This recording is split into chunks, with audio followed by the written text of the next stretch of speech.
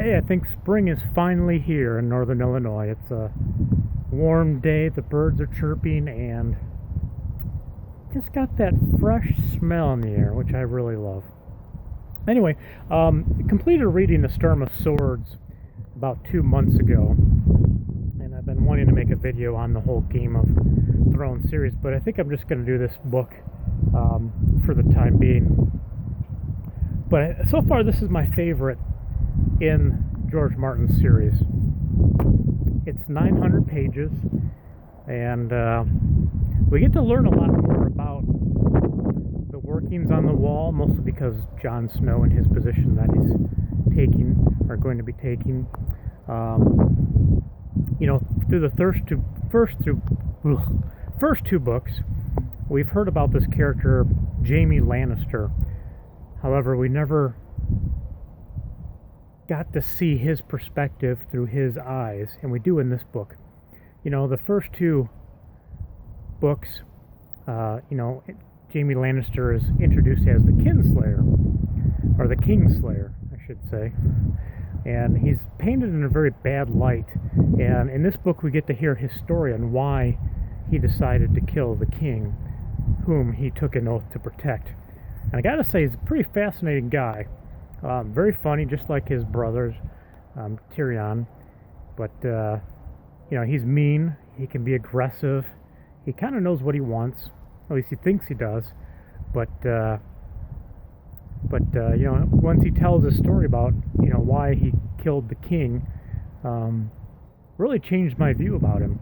I see him kind of as more of a good guy, because he's trying to protect the people, or he was in that instance, from the fury of the king, who was about ready to set fire to the whole town and burn it all down. But anyway, I'll leave the details to you. And in this story, he's paired up with Brienne, I think that's her name. And Brienne of Tarth, she has a very romantic idea about what knights are, and she's aspired to be a knight herself. For a short time, she's in Stannis's Rainbow Guard, I think that's what they called it, before he died. But, she's a big, ugly woman, very strong. Really, she would make a great knight. However, in this book, George Martin shows the limitations that she has in this kingdom, in this world that he created, that women just can't do whatever they want, that the men, they have a certain point of view about what a woman should be or what they can't be, and Brienne is really trying hard, to break that mold. I think she's an interesting study in how she approaches men and how she tries to get men to see her other than just a horse-faced woman. And that's what George Martin calls her, how he describes her in the book. It's rather funny. But, she's pretty soft-hearted. She tries to do right. If she has an oath or she takes an oath, she tries to keep it.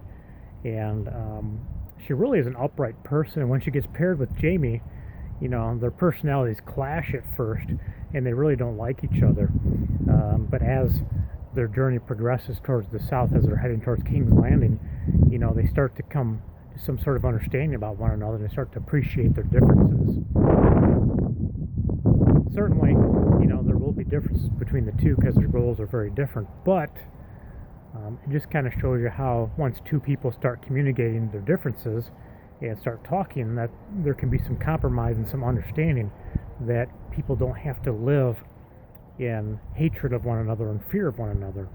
Because Brienne, she really admired Jaime for his fighting prowess, but she didn't like him because he was selfish and also betrayed his oath to the king. And I think once she understood why Jaime broke his oath, then she really started to, in a sense, open her heart to him. But anyway, long book, lots happens. Of course, at the very end, we hear about the tragic end to Joffrey. Thankfully, he's a character I just did not like. He was fun to read about. I mean, from a fictional point of view, he was very creative, very mean-spirited type of guy, very different than many other kings that I've read about in past books, partly due to his age. I don't think I've ever read a book where the king that was presiding over the people is so young and so stupid and so mean. I think it's a good ending.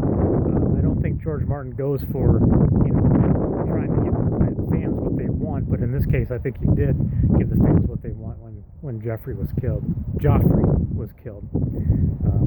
But anyway, good read, long book, lots of details.